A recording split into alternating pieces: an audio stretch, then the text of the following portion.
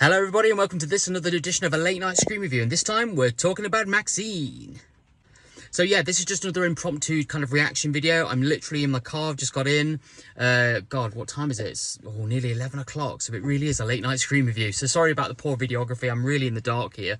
But again, like I said, I'm just trying to do a new format, trying to get the videos out a bit quicker. So, I mean, in the past, like trying to get into the studio, usually I'm like a day behind, 2 days behind I've seen the film, and I was kind of feeling like you're not getting my honest kind of reaction from the film. So trying to do a few more just straight into the car after the movie. So I've just come out of MaXXXine, gone to my local Cineworld, and yeah, it's interesting stuff. What's the story?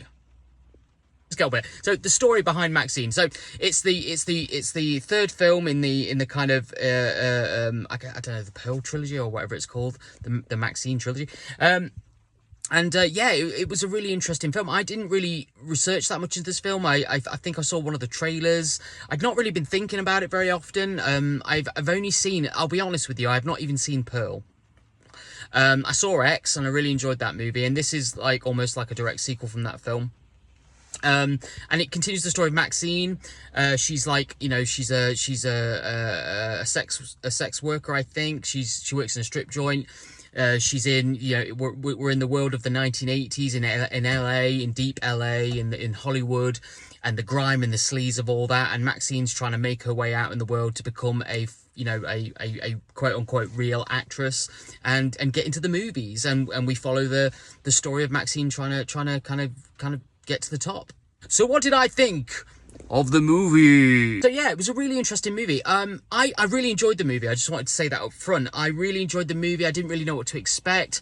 I went into the film thinking it was going to be very down, gritty, kind of real, you know, that kind of, you know, kind of almost you know, psychological, or like almost like an Italian giallo kind of thing. And the film kind of does follow that kind of conceit. It is almost like a modern day giallo film.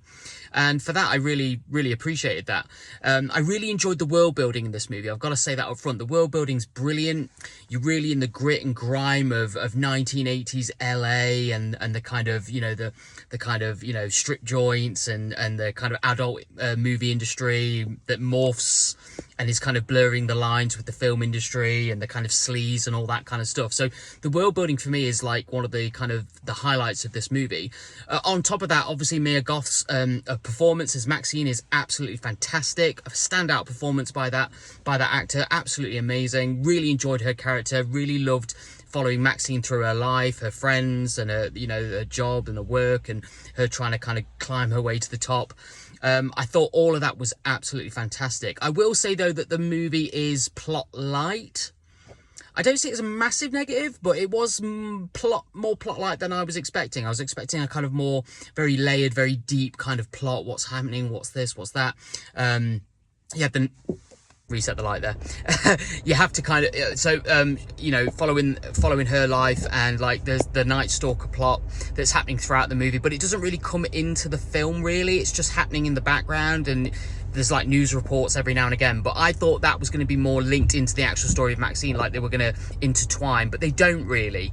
The Night Stalker is more just in the background, happening at the same time concurrently as MaXXXine's kind of going through her trials and tribulations. So I was slightly disappointed with that, and like I say, the film is kind of plot light. There's not a lot that happens. You're more just kind of following MaXXXine through her period, this period in her life story. But you know, once you kind of get over that, the film is really enjoyable. The characters, you know, like I say, the kind of environment and all that kind of thing. It's to me, it was really gripping, really interesting, and I really thoroughly enjoyed that movie for that aspect. The only other thing I'll say as a kind of negative is when the kind of killer is revealed and we see what the full plot is at the end of the movie. I found it to be, the film kind of takes a slight turn in the final third of the film to where it's a bit more kind of, I don't want to say silly, but just a bit more kind of fantastical.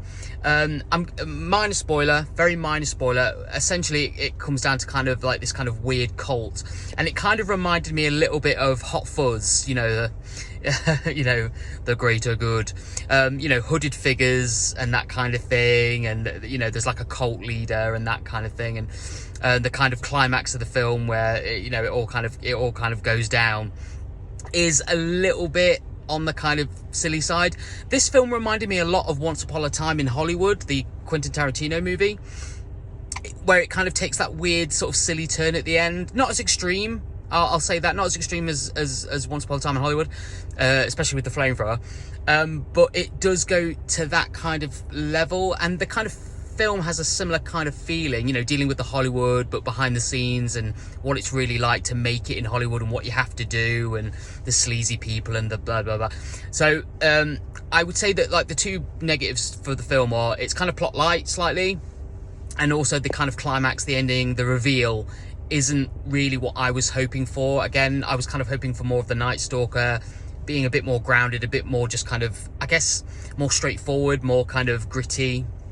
But it isn't, it doesn't go too far. It's not ridiculously, you know, silly or crazy, but it just takes a slight turn where you go, oh, really? This is what it is? Okay. But for me, generally speaking, really enjoyed this movie. I rode it like a pony, had a great time with the movie. Like I say, Mia Goth's character is fantastic. The setting's great.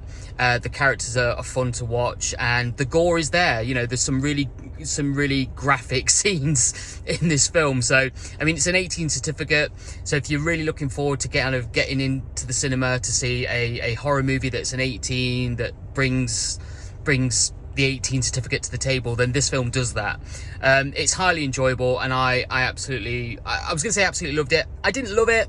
I enjoyed it. I enjoyed it a lot. So for me, it's a recommend. I recommend any horror fans to go see that. If you're a fan of like Pearl and X and Ty West's sort of the kind of back catalogue, this does not disappoint in my opinion. And yeah, so it is a recommend, apart from a couple of little caveats. But yeah, that's the review for MaXXXine. I can't wait. I'd love to see another movie with that character and continue to see her story. I'd really enjoy that personally. So yeah, that's it for now, guys. Tell me what you liked in the comments. You know, did you enjoy the movie? Did you kind of feel the same way I did about the climax and the plot? But until next time, guys, stay safe, stay scared, and we'll see you soon.